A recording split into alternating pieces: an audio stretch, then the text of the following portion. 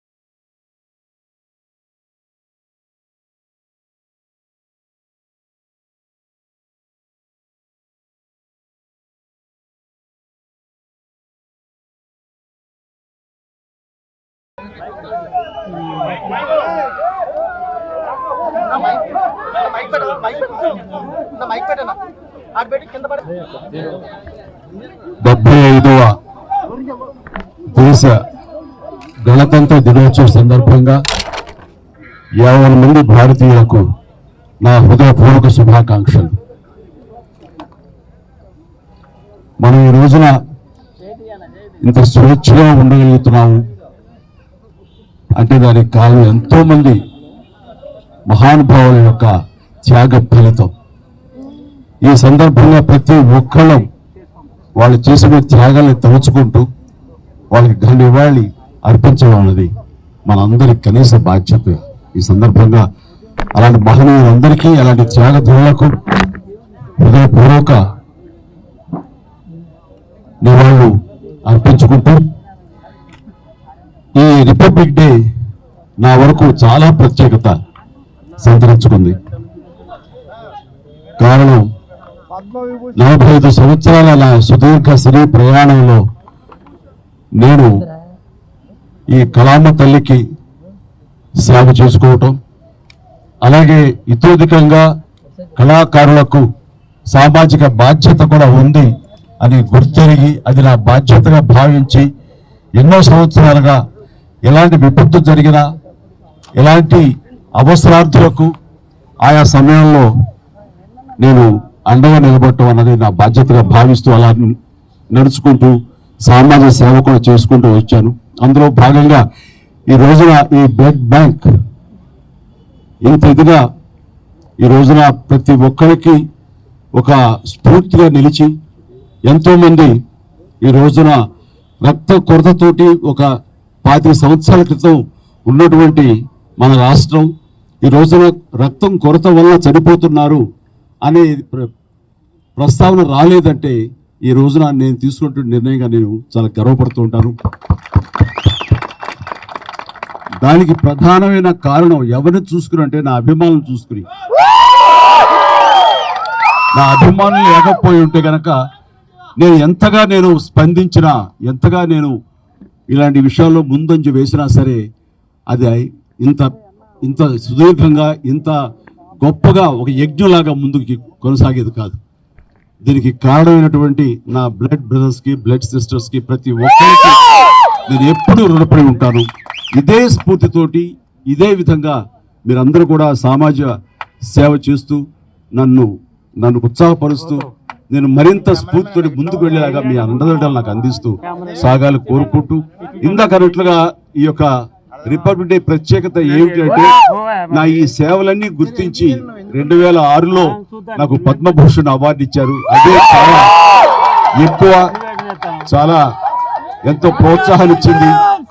అలాగే ఎదురు చూడని, నేను ఊహించినటువంటిది ఈ సంవత్సరం ఈ 2024 రిపబ్లిక్ డే సందర్భంగా నేను నా సేవలను గుర్తించి, అది కళాసేవ అయితేనేమి, ఇటు సామాజిక సేవ గుర్తించి పద్మ విభూషణ్ అవార్డు ప్రకటించడం అనేది నా అంతరంతరాల నుంచి హృదయపూర్వకంగా నేను దీనికి కారణభూతులైనటువంటి ప్రతి ఒక్కరికి నా హృదయపూర్వక ధన్యవాదాలు తెలియజేసుకుంటున్నాను. కేంద్ర ప్రభుత్వానికి, అలాగే ప్రధాని మోడీ గారికి ప్రత్యేక నా ధన్యవాదాలు తెలియజేసుకుంటున్నాను. అలాగే ఈ రోజున పద్మ అవార్డు గ్రహీతలు అందరూ ఎవరైతే ఉన్నారో, ఈ పురస్కారాన్ని గ్రహించిన వాళ్ళు ఎవరైతే ఉన్నారో వాళ్ళందరికీ కూడా నేను మనస్ఫూర్తిగా నా శుభాకాంక్షలు తెలియజేస్తున్నాను. జై హింద్.